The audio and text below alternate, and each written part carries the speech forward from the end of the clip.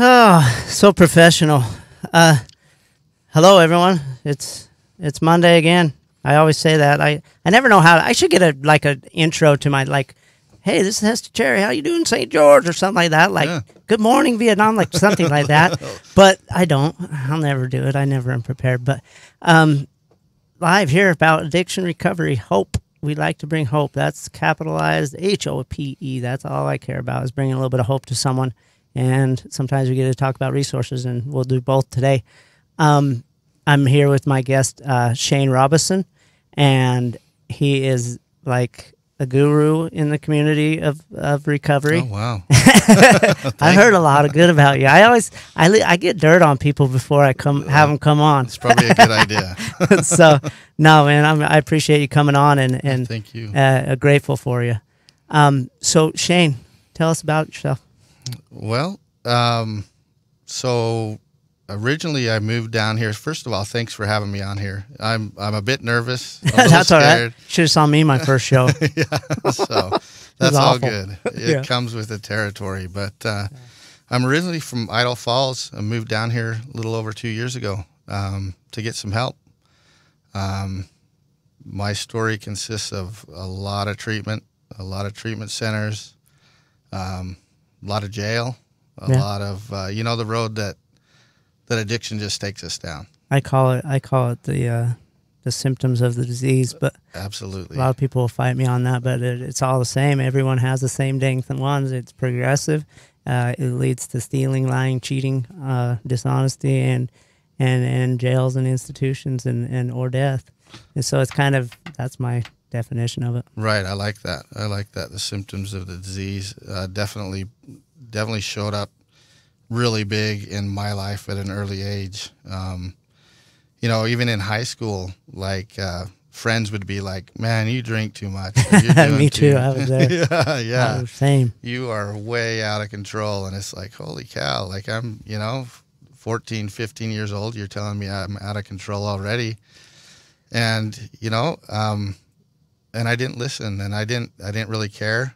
I liked the way the drugs and alcohol worked. I heard something the other day that made sense to me, and that was, at first it became a solution, and we've all heard that it becomes a solution to our problem. Yeah. And it did that for me. It took away all of those anxieties and fears and all the insecurities that I had in life, and just all that stuff that, as I'm learning now in recovery, most human beings deal with on a daily basis, and most human beings don't have to go out and reach for a drug or a drink. Right. But I had to, and that's what happened to me. But it worked for a while. But I heard the other day from a guy in a group that said it almost worked. It almost worked after a while. And that's kind of what happened to me. Like after a long period of time, it almost worked every time, but it wasn't quite fixing the problem anymore. Yep. It almost got me to where I wanted to be, but not quite. And so it was interesting to, look at that perspective that it just wasn't working. It almost was, but it wasn't. Yeah.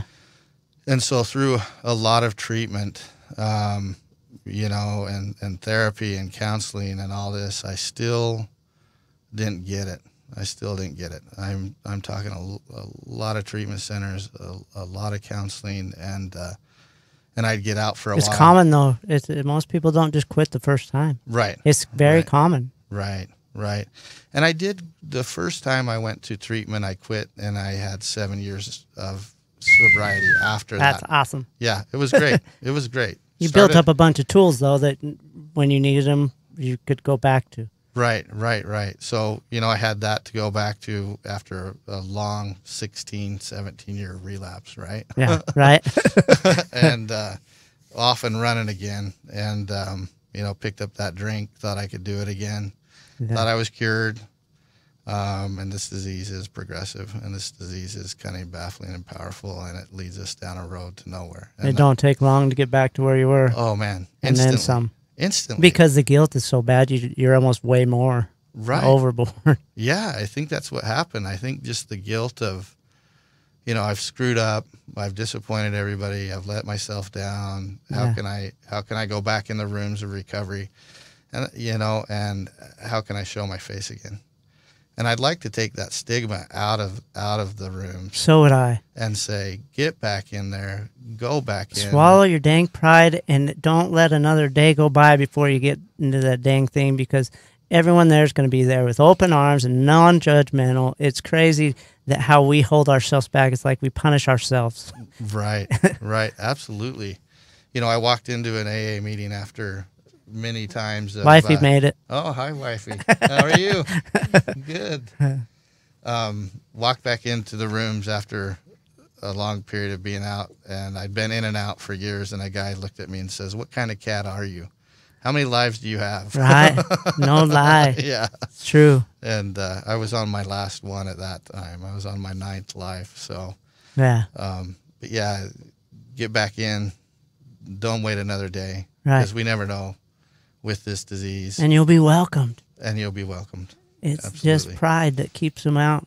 Yeah. And then the disease will take over again, and then it's no longer a choice. Right. And the disease tells us all these lies about ourselves, right? And tells us lies about other people. They won't accept us. They won't, you know, we've disappointed everybody. Those are all lies that this disease keeps us out there with. Right. And we don't need to believe those.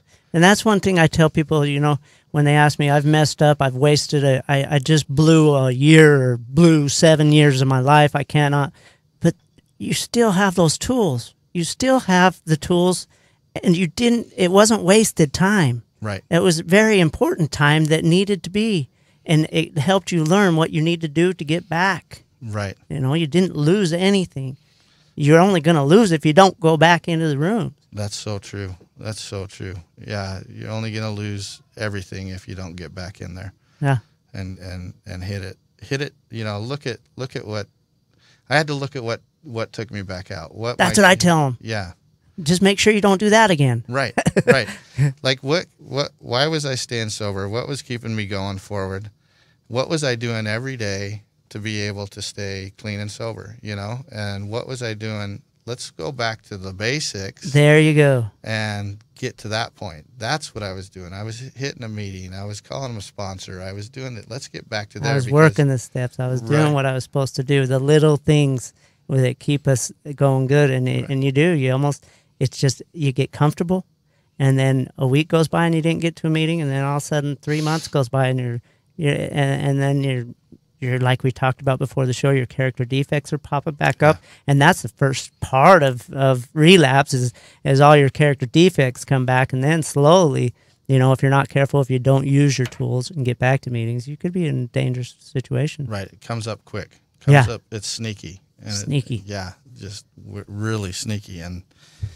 And so, yeah, I think, you know, that's was just a huge part of my story. And I've got back into it. And I came down here and, you know, I was a wreck. I'd been up for a little while. Few days. Yeah, a few days, few weeks, whatever it was. And kind of lost my mind and ended up here. A friend dropped me off at a treatment center and said, do it again. And I said, dude, I've done this 1,000,000 times. Yeah. It's not going to work. I don't want to do it again. I don't know how to do this.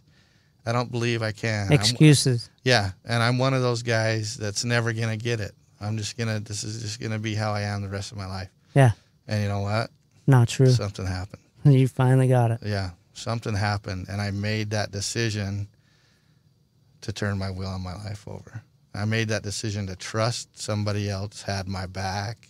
Right. And do it someone else's way. Yeah. I didn't trust. I always said I don't trust myself. So I'd wait until I'd get I'd made sure I did what other people told me. Like I didn't mind listening to my parents for 25 years. Like I did my own thing. I'm a man. Right. But at 39, 40 years old, I was listening to what they said. Even if I disagreed, I just did it. Right. Because my way didn't work. Right. Yeah, our way quit working, right? And so whatever they say, whatever I bounce off of them, it used to be that bounce around and try and get the answer I wanted, you know. Yeah, that happened. Wait, your answer. I want to go see what else someone else thinks. Yeah, let's see what they say. Till somebody says what I want, and then I'll go with that. Yeah. But now it's first come, first serve. You say this, I'll do that. You know, I'll do what you say. Yeah. And it's worked, and it all comes down to that decision. I truly believe, that I had to, for me, I lost everything. Me too. Family. Yeah. Houses, cars, marriages. Jobs, marriages. Yeah. Marriage. Yeah. Well, I lost marriages. Yeah. So I was just going with my story. Yeah. I don't want to, but it all had to go away, right? Yeah. It all had to go away. I always say if they've got a wristwatch, they may have too much. Yeah. That's so true. And what gets us back in there? What got me back in there was the fear of dying. Really, the fear of going crazy. Yeah. I was okay with not having anything, but I was really terrified of dying or of going crazy. Yeah. And that's where I got. Yeah, that was your why. Yeah. That's awesome. That was my why. When you're that low and that depressed and that hopeless, that's why I always try to bring hope. But when you're that hopeless, you can go insane. Yeah. And the hope was getting down here, meeting some of the greatest people. I mean, the recovery's so strong down here in St. George. Oh, it's crazy. I always say there's a healing down here. I'm from Ogden, Utah, and I don't even like to go back because this is my home. This is where I got my healing, and I don't like to leave very often because this is where my peoples are. Yeah. It's the same thing happened for me here. Yeah. The people I run into, lived in sober living for a while with a great group of guys. And then started working in the field and doing the deal. And, it's just so many good people down here to help I think out. you said something important too, is you got in with a great group of guys, like-minded people wanting to better their lives, wanting to go away from the bad stuff they did, people that are working on themselves and looking deep into inside themselves and being honest, brutally honest, and being honest with each other. That'll give you support. Yes. Yeah. Not a lot of hidden secrets with those guys. We all laid it out, laid it out in meetings, house meetings. We laid it out and just talking individually. That's where the strength comes. Yeah. The openness. You're not alone anymore. Like you said before, you felt like, no, you were never going to get it because you thought different. But once you get into the meetings or you get around with people that are they think the same dang things as we did. Right. That's where I say the disease is too, is because they think the same darn thing. I can listen to 20 people and get something that they feel that I felt. Oh, for sure. That's something out of each person. Yeah. Yeah, it's great. That is great. And we all think, or I think, that I'm so alone in the world. Yeah. And then we go and we do that and we're like, oh my gosh, just they felt like I do. They felt like I do. They felt like I did. And that makes us a part of, right? And that's one of the things that I was so lost is I never felt a part of anything. Yeah. And to bring that group together and to have that support was huge. Some of the and it was one of those things where I was told to do it, to do the sober living and to do this, and I was like, oh no, man, I'm going back home. I'm going back to what I know, with people I know. I'm uncomfortable, and I got uncomfortable, and I think that I did something different this time, and it worked for me. That's important too. Is trying to first of a while, I made sure I did something uncomfortable every day. Right. I still try to do it. Like doing this radio show, I'm not comfortable doing this, but I do it because it's good for me. It's growth. Yeah. And so I try to get back and push myself. Right. Because if we're not growing, if we're getting comfortable, it's dangerous. Right. Yeah. Yeah, and I don't necessarily like that too much. I don't like being uncomfortable, but it is growth, right? Yeah. It is growth. I always feel better though when I'm uncomfortable and I do something. 100% of the time, I feel better than what my mind had me thinking would happen. Oh, for sure. So I that's what I've learned is, hey, I'll get through it, and I always feel better after. Yeah. Yeah. And But it takes time and practice. yeah. And you feel accomplished. You feel like you've done something good. Right. You move on and say, hey, I got through that, 100%. I got through it. Shane, one of the things I admire about you and a lot of addicts is that you choose a career that helps other people and go back into so you can help people. It's important to me. I almost feel like I missed out on my calling because I have a career but I don't get to see it every day like you do. Yeah. And that's neat for me to watch you people being able to work with each other. You work in tell us about your work. So I reached out to Taz with Renaissance Recovery a while ago and said I feel like I have something to offer. I feel like I need to do this. I want to do this, man. This is always been something I've wanted to do. And so I've been working with Renaissance Recovery, and it's been amazing. The changes you see and the people that come through the program almost immediately are magnificent. And you just, to be able to see that every day, to be able to see broken people come in and within a few days, a few weeks or whatever, see the light come back in their eyes, see them start to care about themselves, see them start to, as they go through the process of the steps and the group therapy and the rec therapy. Giving up their will, like you said. Yeah, just giving up completely, saying, I surrender everything. I don't know what I'm doing. White with flag.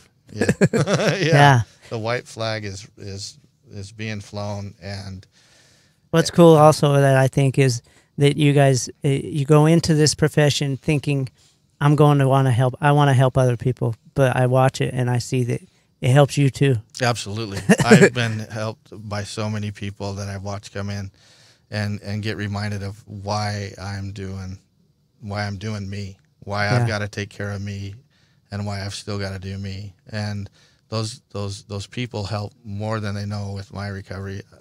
All of them are just amazing, and that I've got to meet. And the program that we have is just something that's real. It's like we were talking, raw. It's raw stuff. And it's it's not easy. No, they got to dig deep. Absolutely. You're looking into your soul and saying, I'm a liar.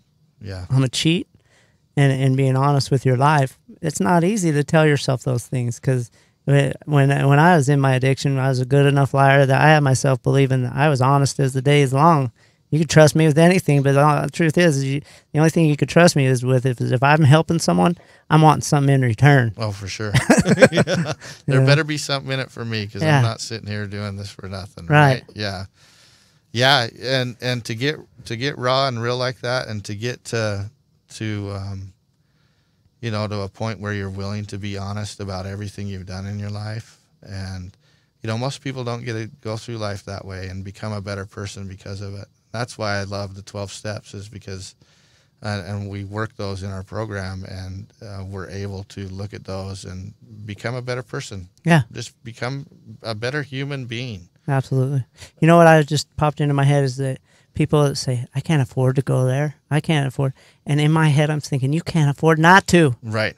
Right. I'll lose my job if I go there. Well, you're losing your job anyway. Right. All of the sudden, everything that wasn't a priority in their life becomes a priority. Yeah, right. Right. I'll lose my wife. Yeah. You lost her 5 years ago, bro. Yeah. Yeah. My job, my kids. Well, hey, that's all. Yeah. That's all been gone. You haven't That's been nothing present. until you've worked on yourself and had some success in recovery. Then you can get those things. Right. Right. Because you've damaged a lot. Yeah. Yeah. It's time to and you get time to fix yourself, and then jump in. That's one thing I love about Taz is he'll work with people. He'll work with them on. I mean, if you only have so much, he'll. That's fine. Yeah. Yeah. Somehow we always figure out a way for people to get into the program. Right. Somehow, there's always a way. There's always little things that can be done to get it figured out. Yeah. And you guys do outpatient, right? Right. Yeah. Day treatment, outpatient. So yeah, we do it from phase 1 to phase 3, we like to break it down into phases, to where they're with us during the day and then at night, and then they gradually step up as they progress in the program, and of course they start coming, you know, less and less. But you see, what I like about our program is I see people coming when they don't have to come. Right. They're like, hey, this is my safe spot. They showed up and you're like, man, I haven't seen you in 3 months. I'm so glad you're here.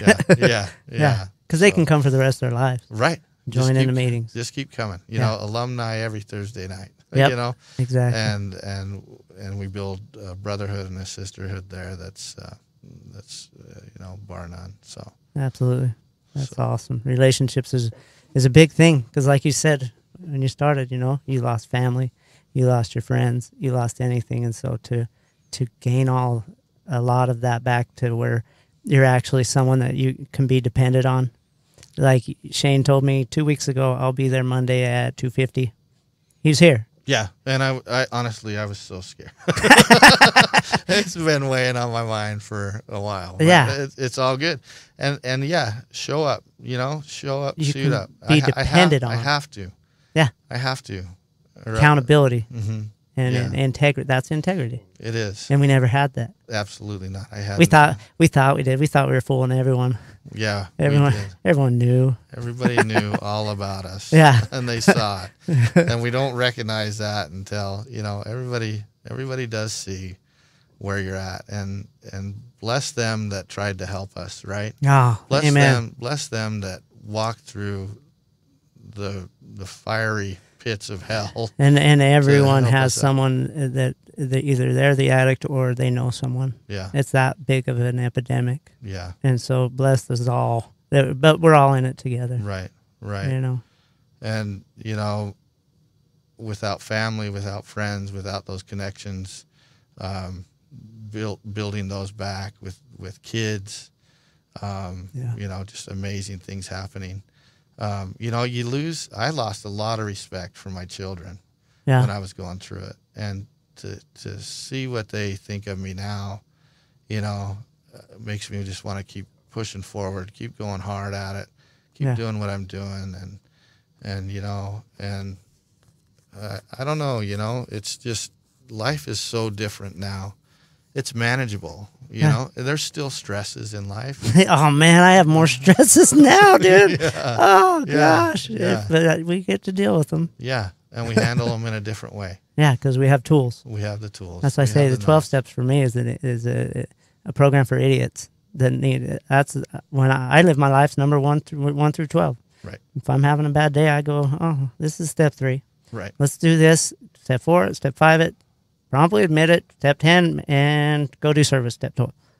Right. And then I'll be happy, and it works. Right. So yeah, and that's one thing, you know, that if I think a lot of people go through the motions. Like, I didn't have the steps memorized. I was in the 12-step program since I was 19 years old. Right. For years and years, and then there was a guy that said, memorize the 12 steps. You know. Absolutely. Oh, really? Okay, I'll do that. So that's a tool. And that helps a lot because, like you said, you can go through the day and say, oh, I got to apply step 3. If you don't have it, you don't know what it is. Yeah. And I did that for years, man, not knowing what. And if someone asked you, though, that you just said, do you know about the 12 steps? Oh, I've worked every one of them. Oh, absolutely. Know them. What's step 3? I don't know. Yeah. You got 1 minute, Shane. Bring some hope to someone. Well, there's always hope out there, guys, and it comes when you least expect it. The main and most important thing, I think, is to reach out, to ask for the help that you need. Surrender, and then make a decision. Absolutely has to come to a decision.